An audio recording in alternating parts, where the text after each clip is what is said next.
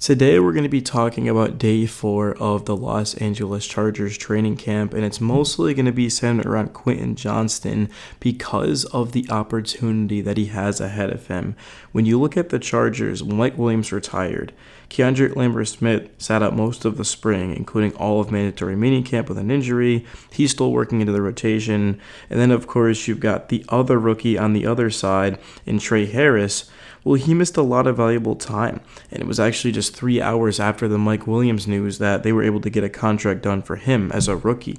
So that leaves basically Quentin Johnston with a free spot and a big head start from the other receivers. We're seeing right now Jalen Reagor and Johnson on the outside, but the thing with Reagor is he doesn't really have the size to play outside. Yeah, he's got some speed, some hands, things like that, but I do think it's going to go to Harris or Lambert-Smith. But Quentin Johnston, it just seems impossible he's going to be able to blow this, and he actually has looked good in camp. I'm not taking too much away from the couple of touchdowns that he's caught so far because of the corners he's working against, but it's more so about his ability to track the football. He has been bad at that, and even expanding upon that 50-50 situations, getting off of the line of scrimmage slowly. I've never been the biggest Quentin Johnston fan, even when they drafted him. And yeah, 8 touchdowns or whatever last season, which was pretty good. But he's got a lot of work to do, and he's shown flashes and glimpses of it this season. And it's just going to be a big year for him, man. I do think he's going to have a breakout season, and I'm really rooting for him as well. And it's also going to help that Amarian Hampton is on the roster. It's also going to help that there's an athletic tight end in Oronde Gadsden, of course, the second. And Tyler Conklin's more of like a possession type of guy. There's just a lot more weapons around the offense, which is only going to benefit Johnston. And I'm super excited about it too. And you can see that there is a real chemistry there with Justin Herbert as well. So I'm excited about QJ. I think he's honestly, again, he's going to have a big-time season. And just compared to where he was last season to now, you can see he's put the work in, and it's starting to show for real. So I'm excited about QJ going into the next season of his career. He just looks extremely confident, and he's only going into his 3rd season, so we can't act like he's a seasoned veteran.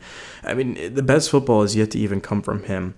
And you got Ladd in the slot right now, and then Reagor, and that's a girl that I've been talking to, my bad with that, but Jalen Reagor and, of course, Quentin Johnston on the outside. And then, in 11 personnel, that's what we've been seeing. I don't think that's what we will see very shortly here when the rookies start to get worked in more. But for now, that's what it is, and it's been exciting. And the running backs haven't been in pads yet, too. So, they've been getting some handoffs and things like that. Kamani Vidal had a big... was it like 3rd and 11, I believe it was at the time we had. This was earlier this morning. I'm recording this at 1 a.m., so this was literally basically 12 hours ago. But Vidal on 3rd down had a big-time catch. That was exciting. There's just going to be a lot of different running backs working in for the Chargers. Nyheim Hines apparently was signed. I didn't even know that. That was yesterday, so I'm a whole day late even knowing about that. And then also you have Najee Harris had that injury with the fireworks, which sets up an opportunity. Hassan Haskins will make the roster, but mostly because of special teams. And then Vidal is an explosive player, so how much reps is he going to get is kind of the thing. So the running back room definitely is going to be a lot of fun. So is the receiver room. What about the offensive line? Joe Alt moved from right tackle to left tackle for the 2nd straight practice. That's just because Rashawn Slater did not practice. It was just a rest day for him. Nothing wrong with that as well. Trey Pipkins was at right tackle. Mekhi Becton was at right guard. After missing the previous 2 practices, Zion Johnson was at center, and Bradley Bozeman was at left guard. So like I mentioned in my last video, those guys are going to be swapping positions. Zion hasn't played center at the NFL level or even at the college level, so it's going to take him some time. I don't personally understand why the Chargers would flip their positions. I mean, if Zion wasn't great at left guard, why would he all of a sudden become an amazing center? And the same thing for Bradley Bozeman. But also, somebody kind of made a good point in my last video was that, well, who exactly would play over them? The depth, there's some solid depth pieces, but not probably starting caliber offensive linemen. So, yeah, for the Chargers, I mean, they're kind of just working with what they got. I do think, though, in the foreseeable future, they're going to have to upgrade the interior offensive line next to Mekhi Becton. If the Chargers don't win the Super Bowl this year, I pretty much can guarantee it's going to be because of the offensive line. Not the tackle, obviously. I mean, Joe Alt and Rashawn Slater is as good as it gets, but you need to be able to run the football. Of course, the pass protection was terrible against the Texans in the wild card. That's why the Chargers lost, because Justin Herbert was under constant pressure. So the fact they didn't do a better job upgrading that is a little bit concerning. But again, I mean, for all we know, hey, maybe they will have a big-time season. And then we already touched upon the running backs. What about defense? So Denzel Perryman is certainly ahead of Junior Colson on the linebacker depth. I think we can all agree on that. I think Junior Colson has the potential to be really, really good, but he's not quite there yet. Yeah, so that's going to be the outside linebacker, of course, with the stud and Daiyan Henley. Man, he's been having an awesome training camp. He looks like a future superstar. During the run period, Chargers defensive, the linemen rotated, first team, second team, and third team fronts. They gave us a look at the interior defensive line depth chart. The first team, Deshaun Hand, Teair Tart, and Naquan Jones. Second team, Justin Egbagbi, Tito Agbania, Scott Matlock. Third team, Jamari Caldwell. Caldwell, I think, has some potential ahead of him, and I think he can be a good player. But Christopher Hinton and then Terrell Edwards, there's a lot of talent on that line. I think the Chargers defensive line is actually better than it was last year. It was good last year. I think it's even better.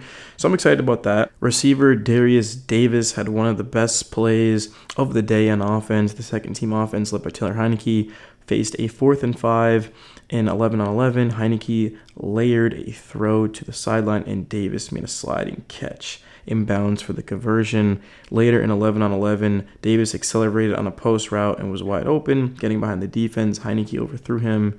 Davis has game-breaking speed, as evidenced by his kick and punt returning production. It feels like an explosive touchdown is coming for him at some point this camp.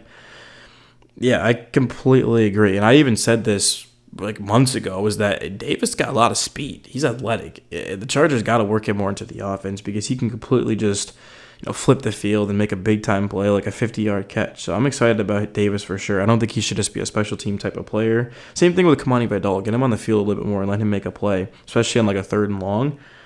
And the Chargers concluded their first week of training camp on Saturday. Okay, yeah, so that was day 3, I want to say, but yeah, because I don't think on Sunday they practice, so I'm a little bit behind. I know earlier I made a video on day 1, and now we're doing day 4, so we actually will get into the previous 2 days, just because why not, man? I want to talk football. I want to talk Chargers football with you guys, so just let me know your thoughts overall on the videos, man. I get my computer back today, so when you're listening to this, I have my computer back. It's been a struggle for sure. Without it, I mean, making content is pretty hard without one, so we're going to be ramping that up for sure. But I do want to talk about Daiyan Henley in my next video and Justin Herbert a little bit more. It's going to be a lot of fun, guys. Training camp is always interesting, because although it doesn't seem like much, when you look back on the season, it does come up. People break out in camp. Of course, there's starting positions on the line, the 53-man roster. For some guys, they're competing for a spot on that. And the more depth, just the better chances you're going to have. The teams with the most depth always seem to be the best. Like the Chiefs and the Eagles, the 2 teams in the Super Bowl, had a surplus amount of depth. Now, talent, definitely you need to have that as well. But the Chargers had plenty of that. Now it's just trying to fill out the rest of the roster, give them the best chance to win a tough, difficult, physical AFC West.